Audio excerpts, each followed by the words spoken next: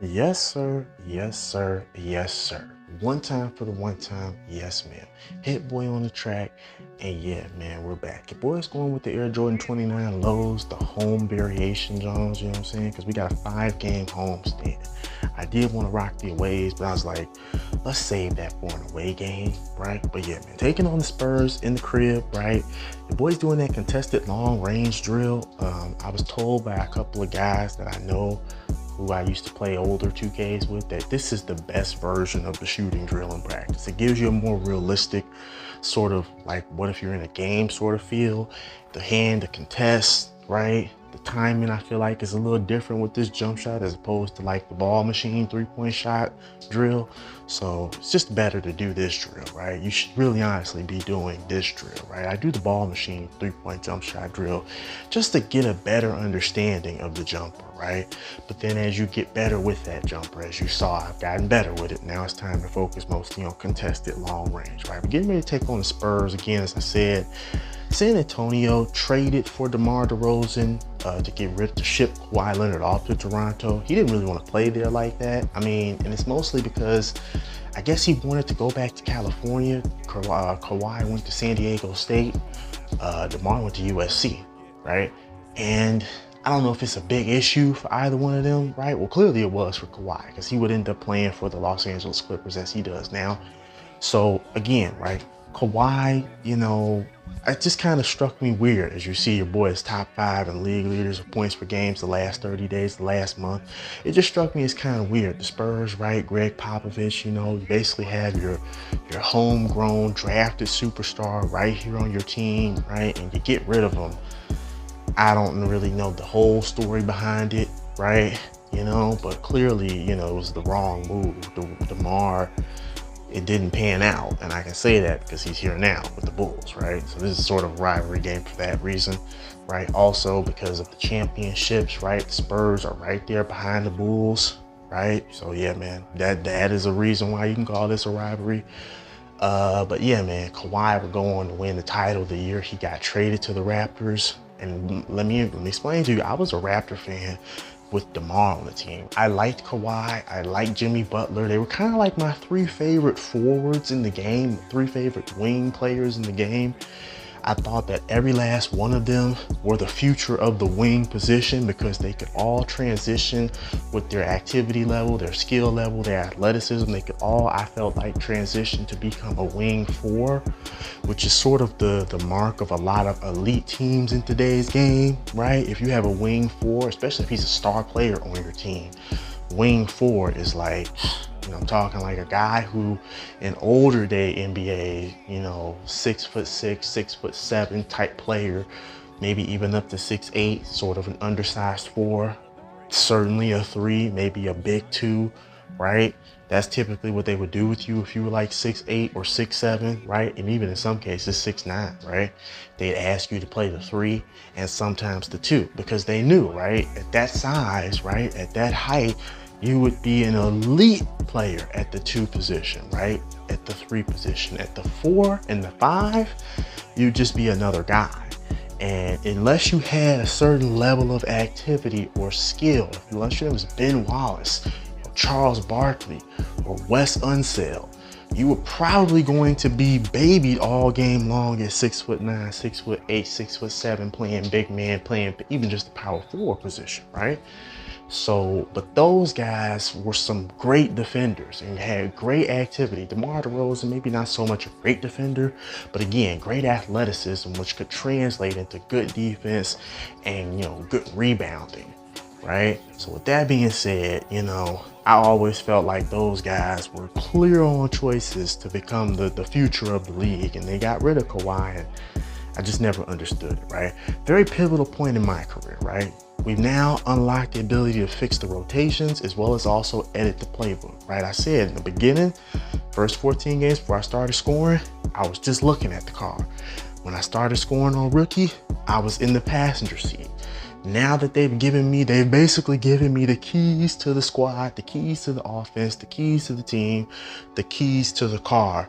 And now I'm in the driver's seat, but I don't necessarily own the car, not just yet. I gotta take it for a test drive.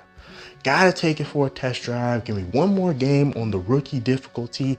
I promise you, I know you're watching. You're like, come on, man. You said you play this game on tougher difficulty. And I do play this game on tougher difficulty. But right now, I got to work the kinks out, okay? I needed at least 20, 30 games to get my guy right. You know what I'm saying? I can't just be running up in there talking about some, yeah, man, I'm putting it on the difficulty I play on with a 60-something overall. That's how you A, get discouraged. As you see your boy already working his magic. I'm putting DeRozan here at the 4. Lonzo, you gotta be a starter. I can't have you on the bench, sir. I cannot do it. And yeah, man, I'm basically making sure, because you see Vooch, he's kind of tired. He's got that low battery, right? So yeah, man, I'm gonna make sure that Vooch is cut, his minutes are cut. I did in fact give my, I did mess with my minutes, right? Or did I? Right? I thought I did, right? Yeah, I would. Oh no, I wouldn't. I would just leave myself at 32 minutes. And Vooch, right? I did cut his minutes to 20, right? I would cut them to 15. And yeah, I would give him those 5. I give me those 5 minutes. So put myself to 37. I do eventually want to work up to 38 minutes a game, right? But yeah, man, editing the playbook, one of the more crucial aspects of my career in terms of being able to really take control of this, right? Removing every single play. Now, the way that I did this in this video, because I do have a later video where I get a little bit more in depth with it, but it was kind of lazy how I did this. I just removed every play, right? And replaced this last play and then added the plays I want, the handoff plays. They call them handoff on this game, but this is basically a give and go situation, right? You'll typically see these plays from the computer. If you're paying close attention to the way that the play is structured, pretty much every single player is behind the 3-point line. The center, he may be right there, like in front of it, but usually behind the 3-point line. And the idea is to just pull every single player away from the rim, which, you know, for a guy like me who likes to finish at the rim, you know, you get nobody down there. All you got to do is beat one man to the rim, and it just makes it a whole lot easier. It's an entirely different situation when you have a low overall and you're trying to beat not only the man in front of you to the rim, but also you gotta dunk over someone or make a finish over someone that's already there, right? It's kind of crazy, right? You see here, I'm editing my play style. I'm in my bag as the ISO players, the ball handler, you know, dribble, drive, penetration, pull up kids would say, right? I'm in my bag and I'm fixing it, right? Handoff was priority number 2. I'm gonna make it priority number 1. What I should do is just take everything off and just say handoff. That's it. But I do want to put something like handoff, isolation, cutter, 3-point, you know. So once I get the ball, it's as simple as what I should do is put handoff, isolation, and maybe cutter. But in most cases, handoff, isolation. Once I get the ball in my hand, it's just understood. Give him the ball, get out the way, right? You feel me? Handoff, isolation. But again, I would put handoff, cutter, isolation. It's still pretty good, right? And also add the 3-point wrinkle, even though we don't have any play. Well, I mean, I guess you could say these plays, right? Because in like, for instance, give 5, out 4, right? That starts with the 2 guard. I'm playing the 1. So the 2 will be at the top left corner of the 3-point line. You see, I'm putting some BC toward the speed, right? So I can get the build to a 69 overall, right? But yeah, the 2 guard would start at the top left corner of the 3. And I should be at the left corner, at the actual left corner of the 3. The 2 guard would come down for a screen. And maybe if there's no switch where I get, you know, to my spot quick enough, you see, I also put some towards speed with ball and also 1 towards block, 1 towards offensive rebound, right?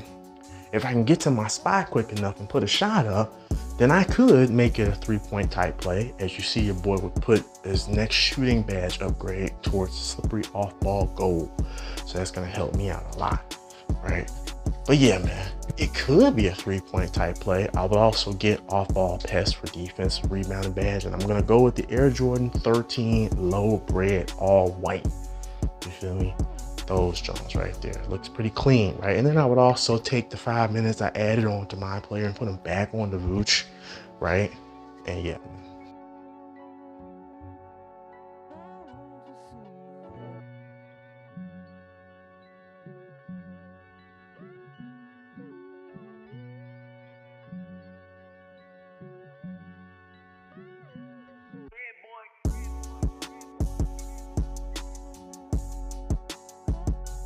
But yeah, I wanted to do a quick little moment of silence tribute to Bill Walton, right? He was a pretty good player. I know Shaq has already criticized him, paying him as much as he could, right? But the man passed away. He had an NBA career, was hampered by injuries, and you can't really knock him. But this is what I was telling you about that play, right? You see that right there? Because I wouldn't use it as a three-point type play.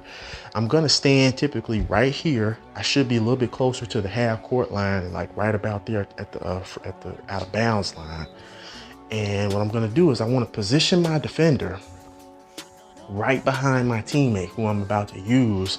Not basically sort of like a screen, but not a screen. Maybe a pick, more like a rub. This is why it's called the give and go, because that's how the give and go works, right? You usually would have a guy posting up. If you ever watch Nikola Jokic for the Nuggets, he does this with Jamal Murray quite a bit. He'll post up, do sort of like a pivot like that, right? But with his back to the basket, with like a side clear. As a matter of fact, there was a play, you saw give 12 flip. Yeah, that's the give and go play that Jokic and Murray run a lot. I saw them run that like maybe a handful of times last year in the finals. So I was like, wow. So this is real, right? This is not just some cheesy, oh, I'm playing the game crap. No, this is something that happens a lot. The computer even does it to some extent, right? Like when they have like, you'll see like at the very end of the game or like the last few seconds on the shot clock or on the game clock, you'll see the two wings standing at the corner threes, and they'll, you know, cross, you know what I'm saying, run a crosser between each other, right? With the idea being that if one of them can spring their man, there you go. That's probably an open man free bucket with no pick, and it's sort of a defensive breakdown, right? You see this in football a lot, right? Basically a pick play, very illegal in football, right?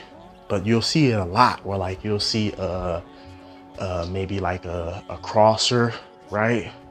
Or like a player running, you know, slants, right? Maybe you see like a guy, like a trips bunch or a trip set, three receivers to one side, usually the big side of the field, right? And you'll see him run that slant route, you feel me? And that slant route will have like the inside receiver going on like a fade or an out, usually a fade that just goes straight towards the sideline. And the idea is to make it so that if you're running man, right, the slant route is gonna pull the outside defender inside to the field, and then it might also, you know, cut off the defender that's guarding the fade, so you get a wide open look there. You see this a lot at the goal line. You see this often, right? You see pick plays like this often where we use a player against a player, use teammates against each other, have them run into each other, right? Use their momentum against them, right? The angle does have to be perfect. As you can see here, I was kind of off with it in this game. That's why I said it's a test drive, because oftentimes like you'll see like sometimes I'll get it right, but then if you like are moving and your angle is not perfect, the defender guarding your teammate, he might get in front of you while the ball is midair. You might have seen that, or you probably will see Darius Garland do that a couple times. You see Donovan Mitchell do it once, changing the angle up, coming from different areas on the court, right? You know what I'm saying? I have every single type of play that this playbook or this style of handoff play has to offer in terms of spreading the court out, right? Playing 5 out. Right? So I can easily, you know, go from any single sort of play whatsoever. Now, sometimes you'll see that, right? Your teammate won't get to his spot, so you can go from different angles, right? But yeah, man, it works. Again, it's all about execution. It's all about effort level, right? You gotta just be willing to put in the work to make it work, right? Your boy is 5th in All-Star voting. But anyways, I'm gonna get up out of here. Get at me, function with your boy.